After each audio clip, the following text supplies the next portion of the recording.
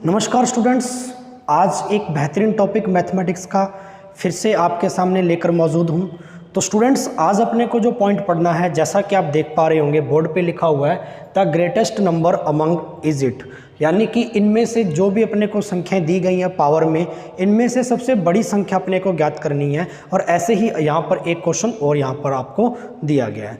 तो स्टूडेंट्स, सबसे important question है और ये वाला जो क्वेश्चन है वो एसएससी सीजीएल प्री 2019 के अंदर एज इट इज पूछा गया है। और यहाँ से काफ़ी सारे क्वेश्चन आपके क्या है बनते हैं। जैसे आपने सरलीकरण टॉपिक के अंदर भी जब आप फ्रैक्शन को पढ़ते हैं तो वहाँ आपको बहुत सारी फ्रैक्शंस देकर पूछता है कि दी गई भिन्नों में सबसे छोटी या बड़ी भिन्न ज्ञात कीजिए। ऐसे ही ये घातांक और करनी जो चैप्टर है उसका ये पॉइंट है, जब आपको ऐसे करके पावर्स में कुछ नंबर देगा, ठीक है, यहाँ पर हमेशा ही जो आपको घात के रूप में नंबर दिए जाएंगे वो बहुत बड़े नंबर होंगे।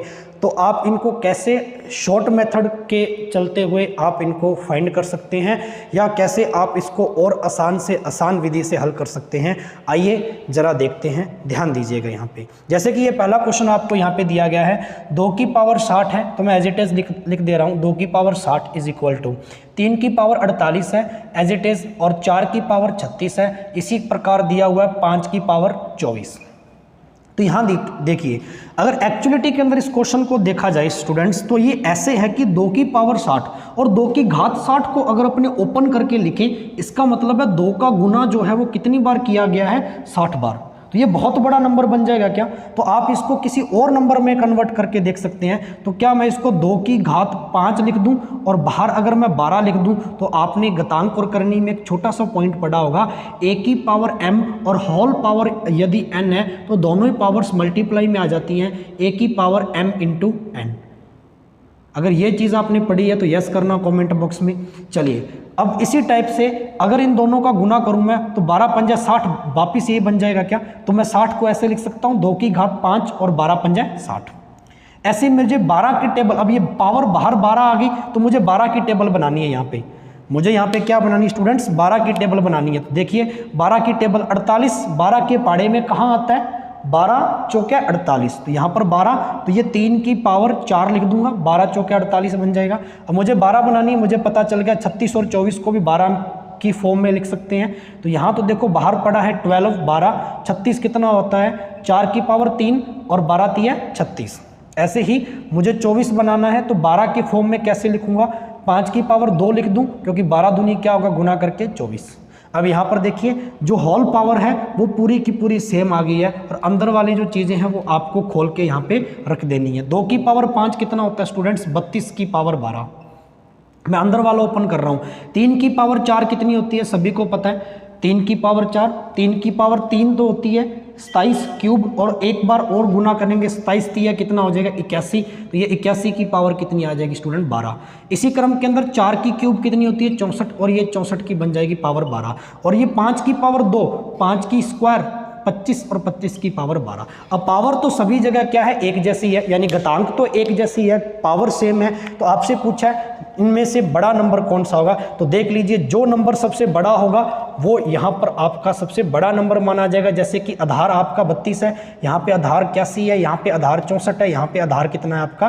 25। 81 सबसे बड़ा है, क्योंकि 81 की पावर अगर 12 भी आप खोलोगे तो बहुत बड़ा नंबर आएगा। 32 की पावर 12 थोड़ा छोटा है, 64 की पावर 12 भी थोड़ा छोटा है, 25 की पावर 12 भी छोटा है। तो यहाँ से सबसे बड़ा नंबर आपको देख पा रहे होगे 81 की पावर 12, यानी कि ये वाला जो नंबर है 3 की पावर 48 जो है ये सबसे यहाँ पर ग्रेटेस्ट नंबर है, यानी सबसे यहाँ पर बड़ा नंबर है। क्योंकि पावर आपने एक जैसी बना ली, और जब पावर एक जैसी बना लेंगे तो पावर का तो कोई वजूद नहीं रहा। तुलना करें, कंपैरिजन करें, तो आपके पास आधार बच गया नीचे। तो आधार जो बड़ा है वही सबसे बड़ा नंबर माना जाएगा। आधार 81 सबसे बड़ा है इनमें से, तो 81 के सीध वाली जो नंबर थी वो ये थी 3 की पावर 48, इसमें से सबसे ग्रेटेस्ट नंबर होगा। और यही आपसे क्या है यहाँ पर एग्जाम में पूछा गया है। चलिए, सेम टू सेम क्वेश्चन यहाँ पर भी मैंने आपको दिया है। तो ये क्वेश्चन मैं आपके होमवर्क के लिए छोड़ता हूँ। कृपया करके कमेंट बॉक्स के अंदर इसका जवाब मुझे ज़रूर दीजिएगा। और पिछले वीडियो के अंदर भी मैंने आपके लिए होमवर्क में काफ़ी सारे क्वेश्चन छोड़े हैं, बुक में करने के लिए भी आपको कहा है।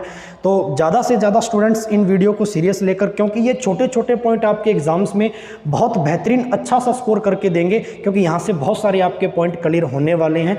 जो स्टूडेंट इनको अच्छे से नहीं समझ पा रहा या प्रॉब्लम्स आ रही है तो आप यहाँ से इनको अच्छे से क्लियर कर सकते हैं। वीडियो पॉज कीजिए, दोबारा देखिए, अच्छे से समझ में आएगा।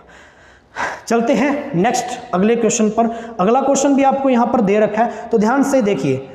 ये 200 है, ये 300 है और ये 100 है, सभी में 100 छिपा हुआ है। अगर मैं 3 की पावर, देखो कैसे लिख सकता हूँ मैं, यहाँ पर गौर करिएगा, 3 की पावर यहाँ पर 200 है, तो इसको अगर मैं 9 की पावर 100 लिख लूँ तो, क्योंकि 9 जो है ना 9 वो 3 की पावर 2 होता है और बाहर कितना पड़ा है 100, तो 100 का गुना 2 से करूँगा 200, तो इसको मैं पूरा क्या लिख सकता हूँ, इस वाले को 3 की पावर 2 और बाहर क्या पड़ा 100। जैसे मैंने 12 बनाया था, मुझे पावर 100 बनानी है, अब मुझे पावर कितनी बनानी स्टूडेंट 100। ऐसे ही यहाँ पर 2 की पावर 300 है, तो मैं कैसे बनाऊँ, 2 की पावर 3 लिख दूं, बाहर 100 लिख दूं, क्योंकि 100 का गुना 3 से करूंगा 300 बन जाएगा क्या।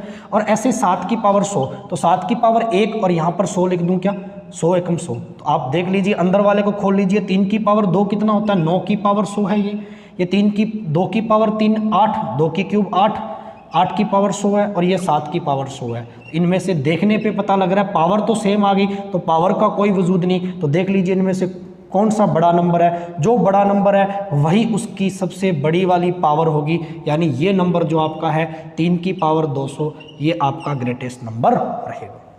आई होप आपको ये अच्छे से समझ में आया होगा। समझ में आया है तो वीडियो को शेयर भी करना है और लाइक भी करना है। चलिए, ये इसका 1 नंबर पॉइंट था जो मैंने आपको समझाया। अभी मैं इसका सेकंड पॉइंट यहाँ पे करवा दे रहा हूँ कि जब ये नंबर आपके रूट में पूछे जाएं तो रूट वाले नंबर को आप कैसे सोल्व कर सकते हैं। आइए अच्छे से कोशिश करते हैं, ध्यान दीजिएगा।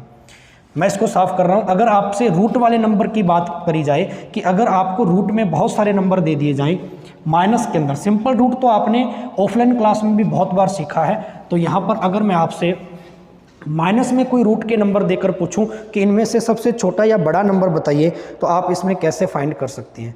कि जैसे मैं आपसे ये नंबर पूछ रहा हूं, रूट 19 माइनस अलग अलग है ये रूट 17 कॉमा, ये ब्रैकेट में यहाँ पे कन्वर्ट कर रहा हूँ। इसके बाद में जो नेक्स्ट पॉइंट दे रखा है वो दे रखा है रूट 13 माइनस रूट 11। इसी टाइप से अगर मैं यहाँ पर देखूँ तो फोर्थ पॉइंट दे रखा है रूट 7 माइनस रूट 5, और इसी टाइप से जो नेक्स्ट पॉइंट है यहाँ पर देख लीजिएगा वो दिया हुआ है root 5 minus root 3, root 5 minus root 3। तो यहाँ आपसे पूछा है कि इनमें से सबसे बड़ा नंबर कौन सा होगा या सबसे बड़ी संख्या क्या होगी, ज्ञात कीजिए। सबसे बड़ी संख्या क्या होगी, ज्ञात कीजिए। तो चलिए स्टूडेंट्स, ये क्वेश्चन काफ़ी इंपॉर्टेंट है। 2 या 3 तरीके से कर सकते हैं, मैं आपको इसका बेहतरीन तरीका बता देता हूँ। इनमें से मैं एक नंबर उठाता हूँ, ये मैं पूरा एक्सप्लेन भी कर दूंगा, लेकिन यहाँ पे शॉर्ट भी आप सीख लीजिए। इस नंबर का अगर आप प्रमेयीकरण करें, प्रमेयीकरण सभी को आता है, रेशनलाइजेशन सभी को आता है अच्छे से, कि ऊपर नीचे मैं रूट 19 प्लस रूट 17 का गुना कर दूँ, रूट 19 प्लस रूट 17 का गुना कर दूंगा तो मेरा प्रमेयीकरण हो जाएगा। ठीक है, ये बेसिक चीज़ मैंने आपको बहुत बार कक्षा में सिखाई हुई है। अब मेरे भाई अगर आप इसका प्रमेयीकरण करेंगे तो देखिए, गौर से देखिए, हर एक नंबर के बीच में डिफरेंस सेम आ रहा है। 19 और 17 के बीच में डिफरेंस सेम है, 13 और 11 के बीच में, 7 और 5 के बीच में, 5 और 3 के बीच में, हर एक नंबर के बीच में जो अंतर है वो एक जैसा, डिफरेंस एक जैसा है। तो यहाँ आप देख लीजिए, इसकी जो वैल्यू आओगी प्रमेयीकरण करने के बाद में, इसकी जो वैल्यू आएगी वो अंतर, इसके बीच का अंतर 2 है तो ऊपर 2, नीचे प्रमेयीकरण करेंगे तो प्लस का नंबर आता है, साइन चेंज हो जाएगा। प्रमेयीकरण सभी को पता है, तो इसका जो रिजल्ट आएगा पूरा प्रमेयीकरण करने के बाद में वो ये आएगा। ऐसे क्या इसका रिजल्ट आएगा क्या, same to same, root 13 minus root 11। तो इसका रिजल्ट देखिए आप, अंतर बीच में 2 का है तो 2 बटा में रूट 13, सिमिलरिटी, बिल्कुल एक जैसा सा नंबर बन रहा है। ठीक है, ऐसे ही अगर यहाँ पर देखिए इसका प्रमेयीकरण करोगे तो रूट 7 माइनस रूट 5 की जो वैल्यू आएगी वो क्या आएगी, अंतर सेम टू सेम है, 2 का अंतर है, तो ऊपर 2 बटा में प्रमेयीकरण करेंगे तो रूट 7 प्लस रूट 5। ऐसे ही आप इसका करके देखेंगे तो रूट 5 माइनस रूट 3 है, तो यहाँ पर देख लीजिए आपके पास जो बनेगा ऊपर 2, अंतर 2 का है, रूट 5 माइनस रूट 3, आया ना।